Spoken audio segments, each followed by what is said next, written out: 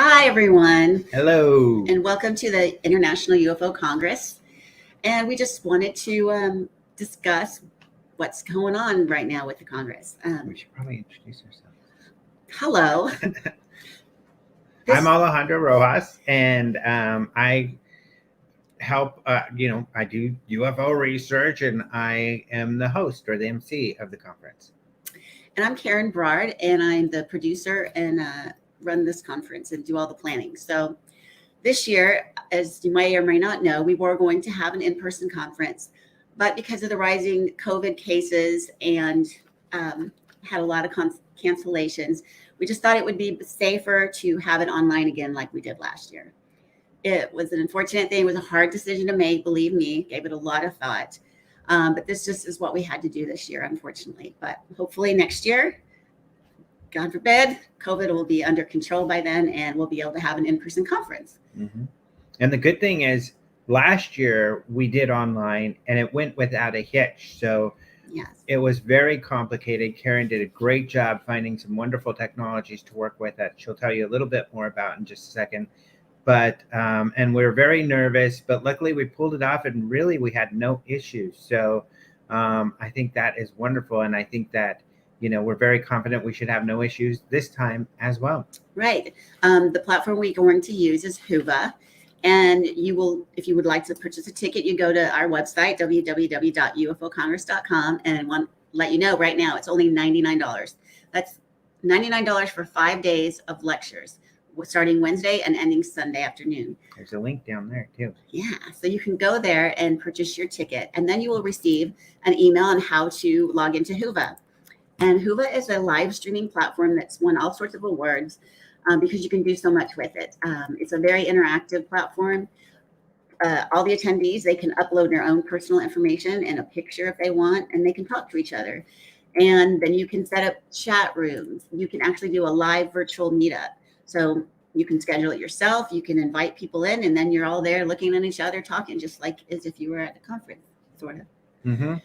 And so that's one of the really neat things about this platform. So I know that there has been conferences that have been, people weren't able to get on, but we had no problem with this platform. It's very well. Super simple. Yeah, it's really simple.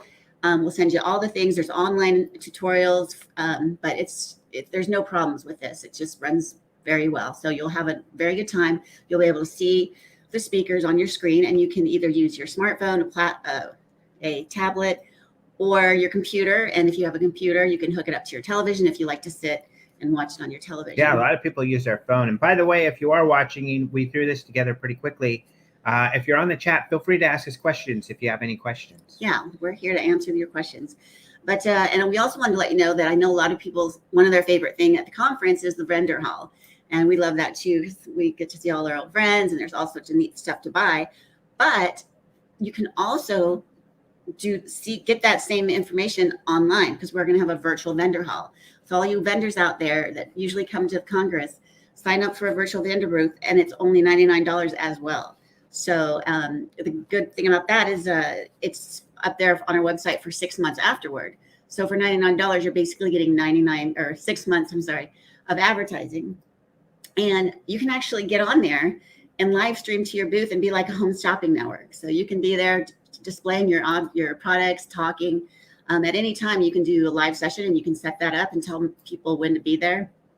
It's just kind of a really cool thing. Mm-hmm. And our speakers will also have their books on their vendor booth. So you can go and look at their books and ask them questions there. And speaking of speakers, we've got a lot of really good speakers this year. Yeah. Who are you looking forward to? Oh, what should we go down the list? Sure. I don't need. Let's see. Well, we got some of our regulars that everyone loves. Yvonne Smith, Kathleen Martin, who do abductee hypnosis and research. In addition, N.K. Cranda, she's kind of a new person in the field, and she also works with abductees. In fact, Kathleen Martin, some of you, some of us, that do these talks were on a documentary or series that you might have seen on Netflix that has gotten extremely popular. It's like Top Secret UFO Cases. Yeah, it's a series. Shocking. It was like number 4 last week or the week before on Netflix. but Kathleen Martin's on that. Yeah, a lot of them. So yeah, and some of the others, we'll make note of who's on that. But you should check that out. It's super popular. Yes, Steve Bassett has just been added. He hasn't, so watch for him up in the website. Lee Spiegel, who's been around forever. And Steve Bassett, it runs Paradigm Research Group and is a UFO lobbyist. So he has been focused on Washington, D.C. Lee Spiegel is a journalist. He, for many years, was a staff writer at the Huffington Post, where he wrote about UFOs. That's where we essentially met. And I also wrote there as well on UFO articles, which is kind of cool. So Lee Spiegel, was writing for a national mainstream media about UFOs, which is really great. And he's going to actually show footage. They just recovered the UN footage from when he had a bill. They were there trying to get a bill passed at the UN about UFOs. Mm-hmm. So watch for that. He put together an AV conference with a lot of witnesses, and he recovered, the only footage that exists, and it's amazing. Yeah. And Mark D'Antonio was also one of longtime UFO researchers. He's also the MUFON photo analyst, and he's on a lot of different TV shows that you've probably seen. I think he's on that Top Secret UFO. Yes. I think he and Steve and Kathleen and Nick Pope. Nick Pope will be at our conference, and he'll be on there too. Nick Pope, of course, was the equivalent of Lou Elizondo in England, basically. If there was any UFO reports that came along, they landed on his desk. Mm-hmm. And speaking of Lou Elizondo. Yeah. And if you don't know who Lou Elizondo was, some of you might not know the names, but he's that guy you see on TV that used to work for the Pentagon researching UFOs and has come out. And he's really, because he came out, and the New York Times wrote about it in the project he worked on in the Pentagon, that's really created all this fervor and brought this credibility to this topic. So years before that, of course, Nick Pope did this in the UK for the MOD. Similar type of thing. Looked at UFO cases. Nick Pope has been out in the public for many, many, many years, sharing incredible, great information about the government and how they deal with UFOs. And it's great to have both of these guys now, to have someone on this side of the pond that can share with us, some of the inside information. Yeah, and if you're unfamiliar with Lou Elizondo, there's also a television show, Unidentified, on the History Channel, so you can check that out.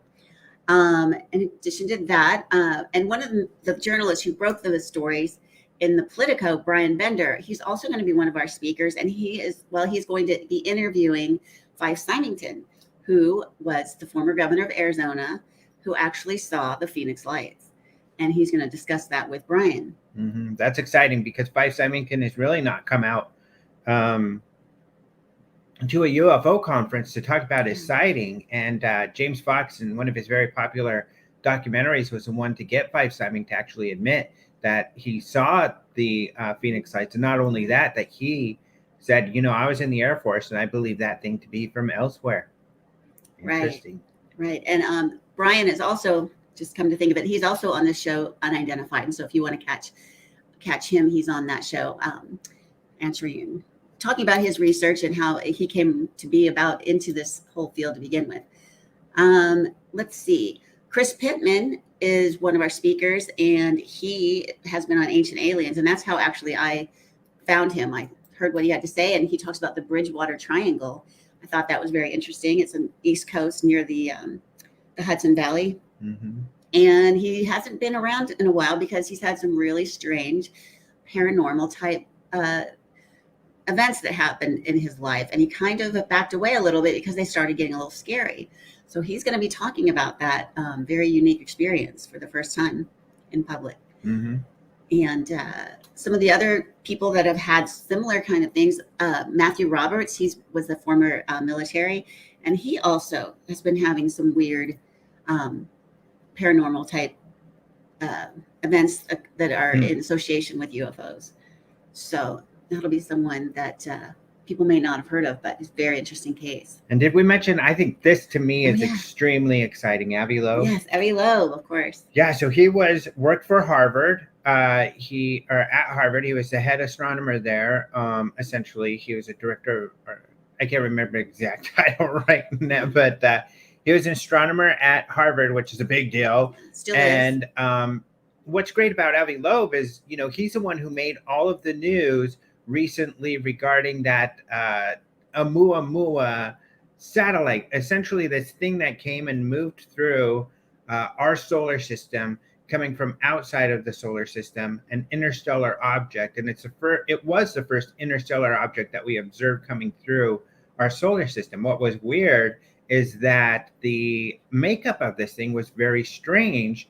And Dr. Avi Loeb suggested, among other scientists, that perhaps it's extraterrestrial, perhaps it's technology from somewhere else. That caused a big stir, very controversial, but he stands by the possibility that that could be the case. And so it's incredible to have such a high-level mainstream scientist making such a suggestion and, strongly backing that suggestion backing it up. on tons of different media. Yeah. So that'll be great to hear. Let's see, who else do we have? We're getting down to, let's see. Did I mention Eric Mitchell? Now, Eric Mitchell has also worked with abductees and different people who have claimed to have contact with extraterrestrials. But he also is having strange paranormal type activity, and he's actually being studied by Harvard scientists. So he's going to share that research or that information with us, and there's going to be a documentary made about him as well. So that will be interesting. Yeah, so it's really exciting. When we're at a physical location, of course, there's a lot of meeting people, getting to know individuals and that sort of thing. But what's great about the Whova app, and I think those of you who have been able to use it last year, is you can do that a lot there too. There's already preloaded kind of discussions in a discussion board that are in there where people can go in and discuss. In fact, there's a way where if you participate, you win prizes and things like that. So that's a lot of fun. But it's a whole, luckily, virtual experience online. So of course, we all thought we were past COVID. Unfortunately, we're not. So this is a safe way for us to get together, share information, and allow you all to come and still interact with all of the people who are doing the talks and everything. So it's a lot of fun. Hello, Lynette. Lynette just said hi, and she was there last year, and she had a great time with the online Congress. And so we're looking forward to having a lot of you back. Yeah, you'll be able to, we can upload photos because we're going to have a photo contest. We have just a point contest to see everything that you try out on Whova, you'll earn points for. So the person who has the most points will win.